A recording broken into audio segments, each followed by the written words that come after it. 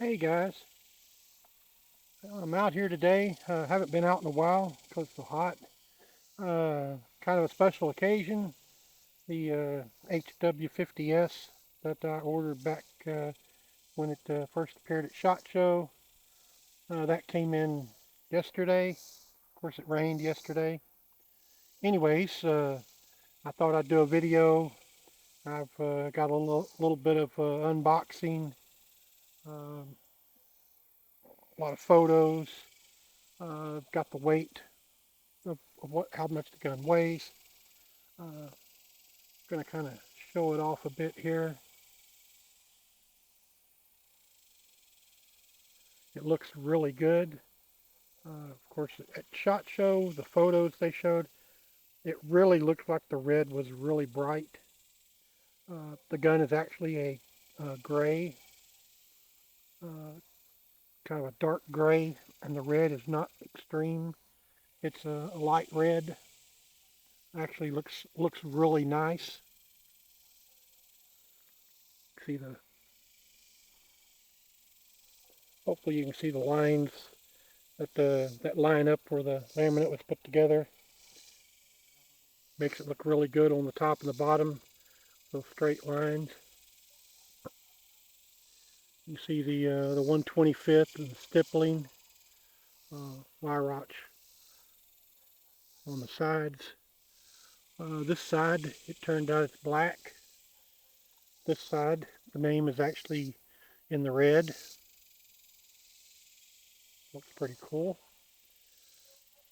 They have their logo on the stock on both sides. 125th is black. This side, the 125th, is black and red. This one is number 565 of 900.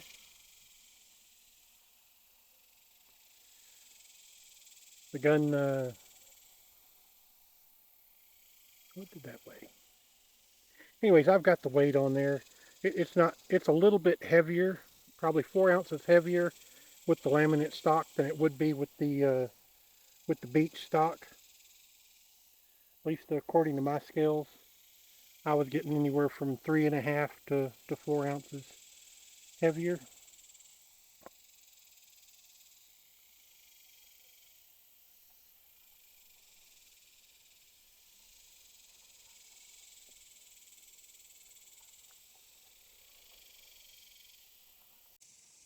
As y'all can tell, I haven't been out here in a while. You can see how grown up it has been.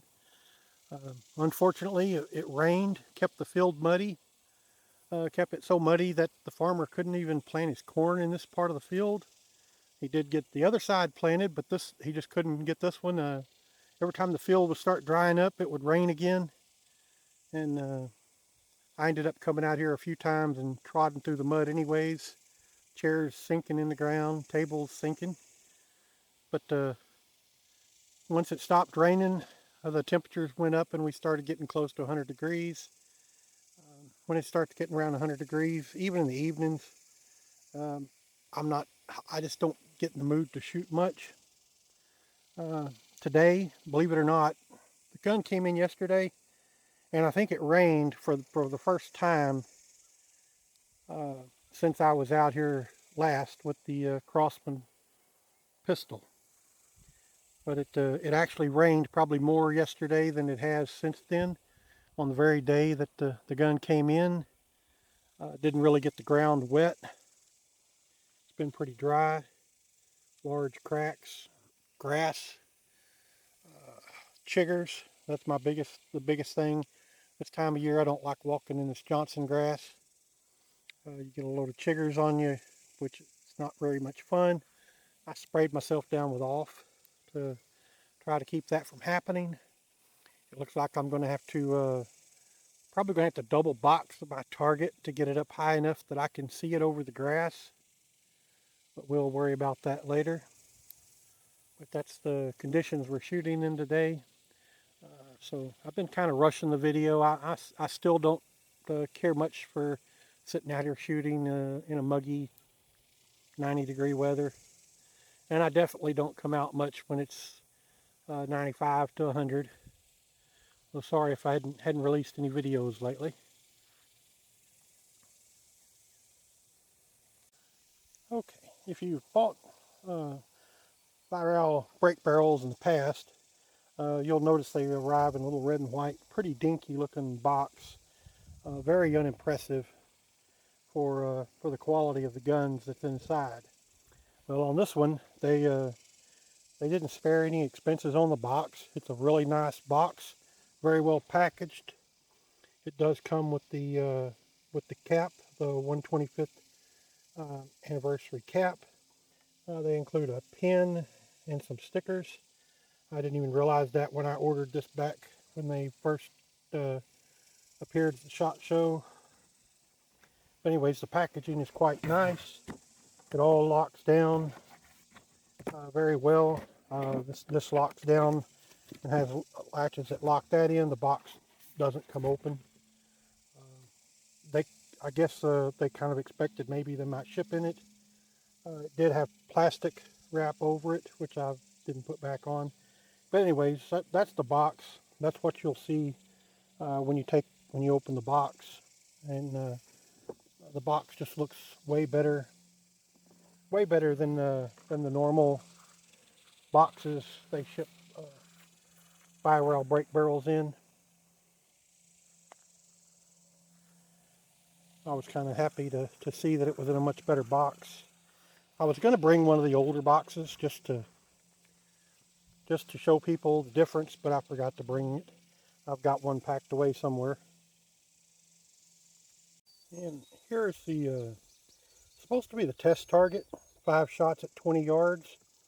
I don't know exactly why, but for some reason I didn't get the target showing where they hit on the target. But normally that's where it would be on the target at 20 yards, what they hit used JSB pellets. See the date they shipped it. Over here we have the printout showing the velocity, foot-pounds of energy. She's just under 12 foot-pounds with the JSB 8.4 grain pellets, uh, which is actually the pellets that I use in this gun, or will be using in it. Uh, looks like it's doing pretty well, pretty consistent. Okay, guys, here's the HW50S with the 125th red laminate stock. I've got it on the scales here. Just wanted to see what the difference. I'm showing that this one is coming in at 6 pounds and 12 ounces.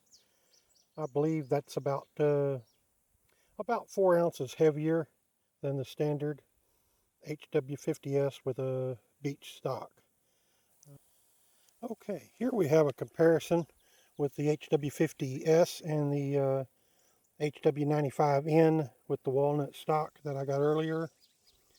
You can see I've got these pretty much where the black liners, the butt pad line up, all the way to the front. And you can see there's it's a couple inches shorter than the HW95. As far as, I don't know if you can tell, but the HW50 isn't as thick. It's a narrower stock all the way. You can feel it when you hold it. It just feels a little narrower, feels really nice in the hands. The HW95 feels really great. It's not a real wide gun by any means, but I believe the receiver must be a little smaller receiver tube on this one, on the HW50, allowing for the stock to be just a little narrower on it. But that's the comparison between the HW95 and the HW50S. Okay, guys, here's just kind of a quick look at the HW95S limited edition. You can see what number this one is, 565 of 900. This is what looks like. Trying to make sure I'm not putting any shadows on it. I'm not sure how well the camera picks up the colors on this. But I'll just kind of give it a quick going over here. I like the gold trigger and adjustment screw. Looks really good on this one. At the SHOT Show, these guns looked like they were, actually looked like they were a lot brighter red. Almost kind of gaudy, and it kind of turned some people off. Here is the other side. But actually it's a nice dark gray, and the red is a dark color also, which to me looks really good. Of course, it does come with the standard iron sights. Comes with the different blades to go in the front sight.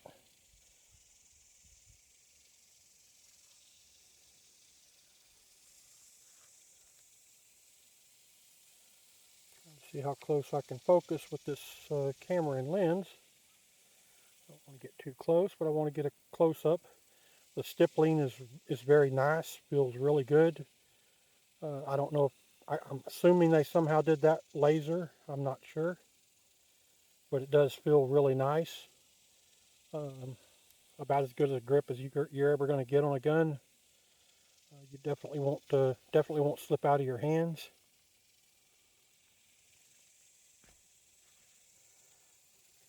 Here we have the underneath of the gun, the nice Weihrauch 125th or 125 year, and I think that, oh, I can't read that. What does that say? Maybe I can read it. Maybe I can read it on the camera. I can't see far away. I can't see up close.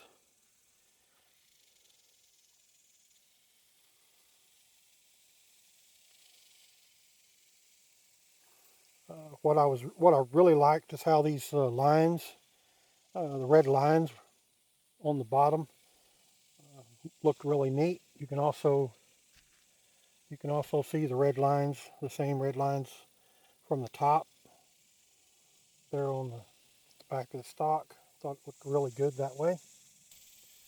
Alright guys, I planned on putting a scope on it.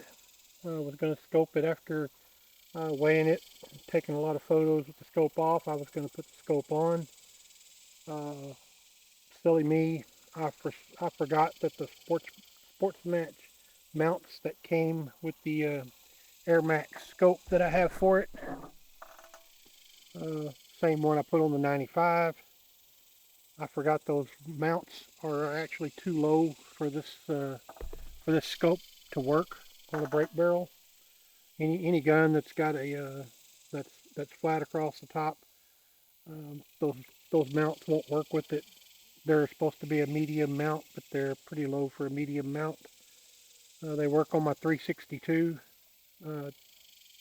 100 100 anniversary or whatever it was, the Benjamin 362. They work fine on that because the barrel drops down a little bit. They'll probably work on my BSA R10 or even my old Benjamin Discovery. Any gun, they might work on a gun that, well, no, they're not going to work on a side lever either. There's just not going to be enough room.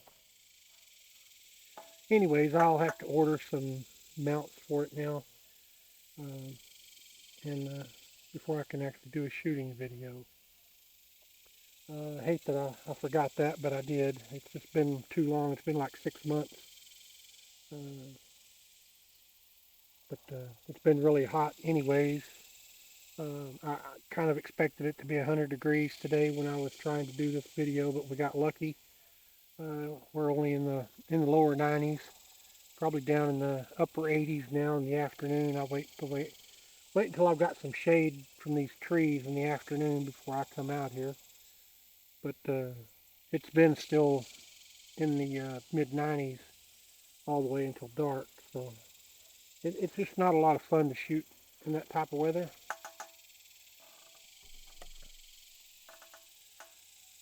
This is the cap that came with it. I didn't realize it was coming with the cap. It's actually a really nice Weihrauch cap. It has 125th embroidered on it. Their logo, their name on the back. Nice little clamp that comes loose and lets you pull out or push in the strap in that little hole. Anyways, you can push this back in, up in there, and then clamp it back at whatever adjustments you need. Pretty nice cap they threw in with it. But anyways, that's really all I've got today. Since I can't do any shooting, I had the cam set up for the targets, and was actually getting ready to video some of the scope and get it put on. I can't video putting the scope on, but I was going to show. Well, I still got some photos of the scope and the rings and such as it was going on, but until I ran into the problem of the rings not being high enough. So anyways, since we're out here, I figure the least I can do is at least shoot it with iron sights best I can. I can't see iron sights very well. I've been far-sighted all my life, or nearsighted all my life. Can't see far away without glasses. Well, now there's there's just a certain range which I can see up close. So I can't. It's hard to focus on the sights and the target far away at the same time. I'm sure a lot of guys know that experience. Anyways, I'm going to stop the camera now. I'm going to turn on the target cam. I went ahead and I've got a target set up at 15 yards, about 15 yards. I can kind of see the dots on the target. It's really too small. I ordered orange dots for shooting offhand and for shooting with the Crossan pistol. Of course, I left the dots at home. But I'm going to attempt to shoot some iron sights with it. I've swapped out the blade to where it's the center hole in the front instead of a post, thinking maybe I can look through the post and focus on the target down range. So we'll give that a try, and I'll get the target cam set up, and then I'll come back. Okay, guys, I've got the target cam rolling. These are actually the FX pellets, the 8.4 grains. They're just rebranded JSP pellets. Some people will still argue with me, but there is a video showing these being made at JSP. They do run these when they make pellets for FX, air arms and such. They do say that each batch that's ordered, they do run each batch through the same die rather than use a couple of dies to fill that batch. So maybe these pellets are a little more consistent.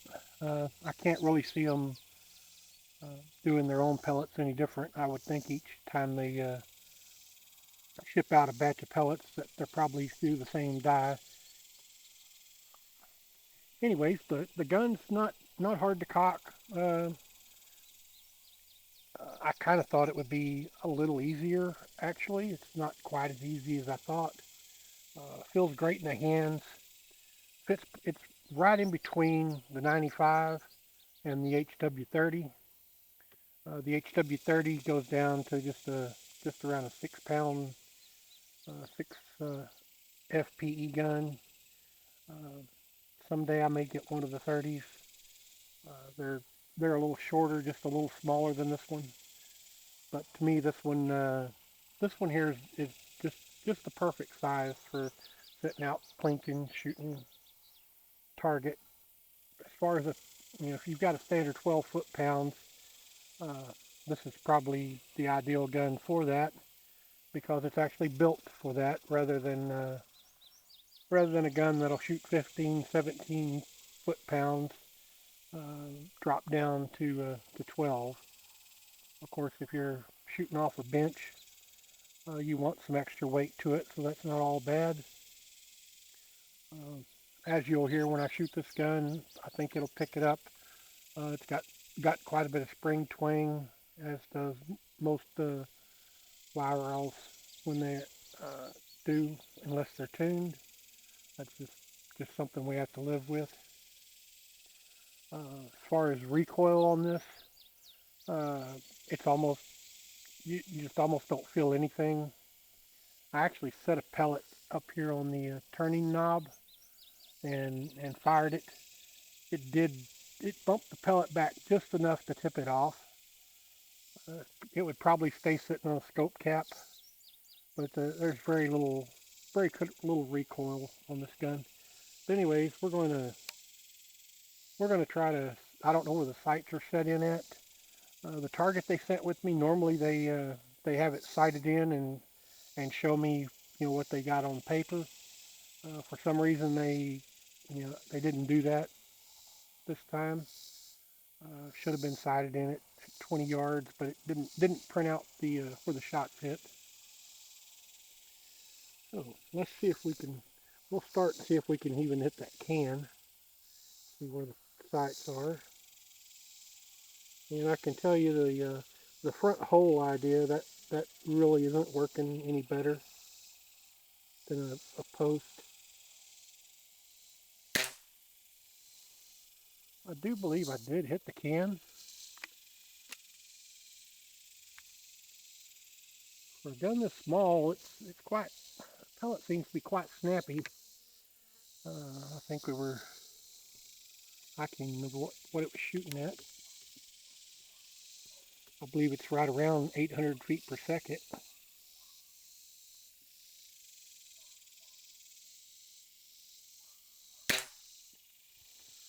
I know I wished I had this gun when I was growing up. This wouldn't have been much heavier, not a whole lot heavier than the Benjamin and Sheridans that I grew up with. Alright, so I'm going to try to shoot at a group at the top left dot, if I can see it enough.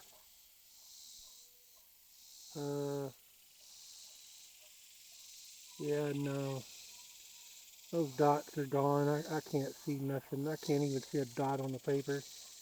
So I guess that's not going to happen.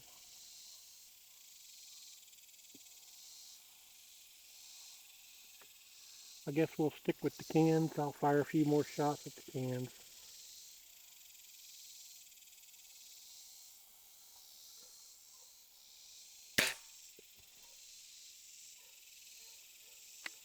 I'm not noticing near as much spring twang as I did the first couple of times I shot it. Before I got set up, I went ahead and did shoot a few times when I changed out that blade, and it was twanging pretty bad. Yeah, it's still there. I'm just not noticing it as much.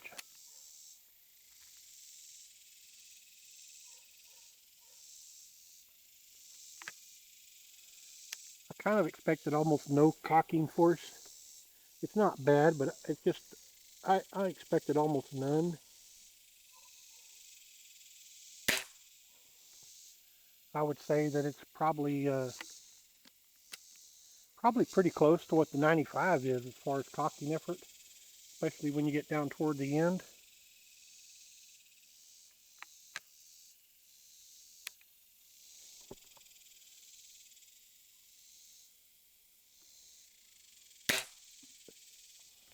I went ahead and shot the top of that can, which knocked it off. I'm going to try to shoot the top of the next one and knock it off.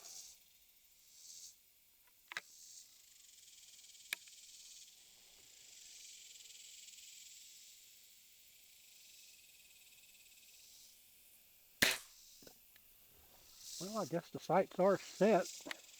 I can see the can just enough through that front hole. Probably about as good as it's going to get. course, when I use a post sight, I just set it on top of the blurry post and use that.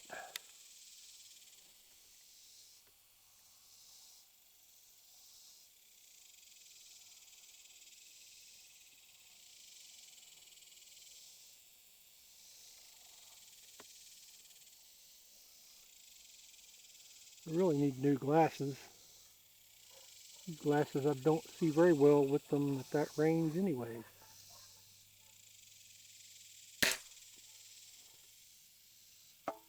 I really wished I could shoot iron sights a lot more and see well enough to do it.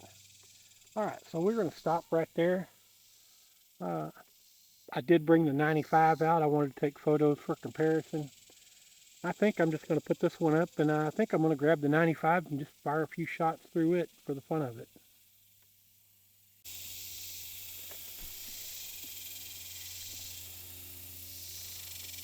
Okay guys, I've got my beautiful 95N out. It's got the walnut stock on it.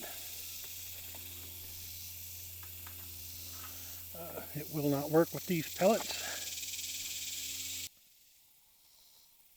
Okay, so I've got the pellets out. These are the JSB Exactile Blow 13.73 grains. These are almost as heavy as a 22 caliber pellet. Little smaller diameter. You have a little more velocity. And it looks like I've actually almost put 500 rounds through this HW95.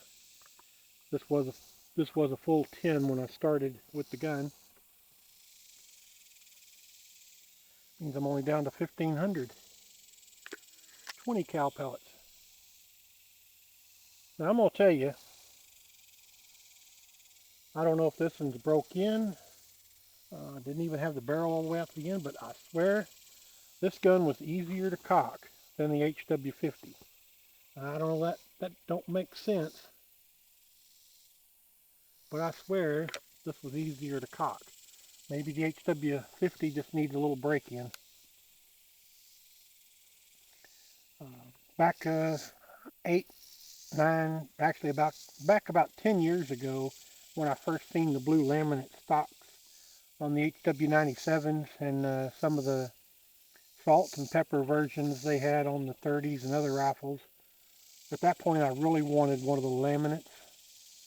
About 8 years ago, I finally got one of the blue laminate stock HW97s. Absolutely loved it. But over the years, the laminate just doesn't. It just doesn't do the same for me as it did back then when I wanted one. Maybe it's just because I've had one for a while, but now I would have much rather had a really nice walnut stock on the 125th edition. I'm not going to complain about the black and red laminate. It's beautiful stock. Just my personal preference these days is a nice walnut stock. So I haven't shot this gun in a while, so let's just take a few shots at that top target. Guess the range is going to be different because normally I'm shooting this at 25 yards or sometimes even more.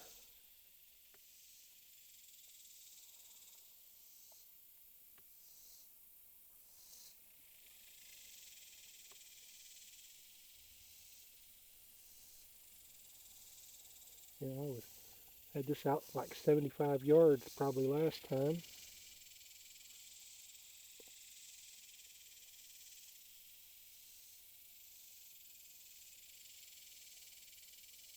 Wow, it's nice to be able to see everything on the target so nice and clear. Anyways, let's take a few shots. I really haven't done any precision shooting, target shooting off the bench since I got the Crossman pistol in.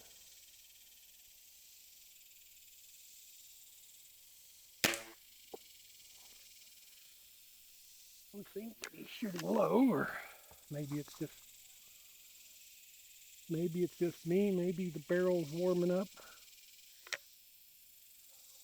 This is a really nice rifle, though. I do like the 95. I'm waiting to see how I like that HW50.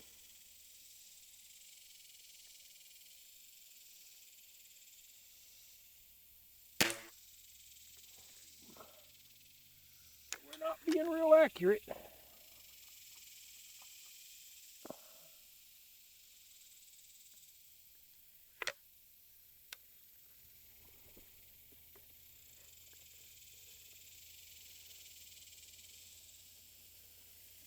See if we can actually get a grip going here at this closer range. It should be easy.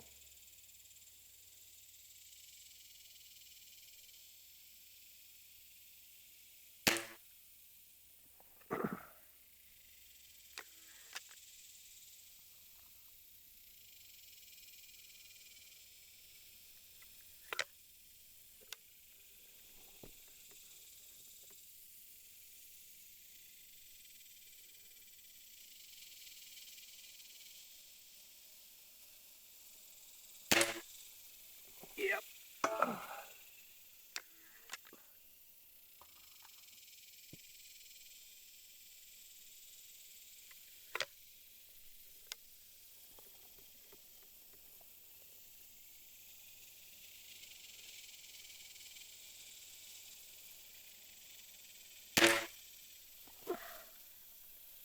That HW50, once you get right about here and get it down to where it actually clicks and breaks in, it's real stiff right now.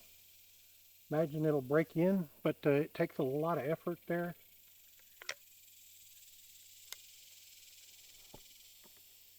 Just before it clicks and locks up.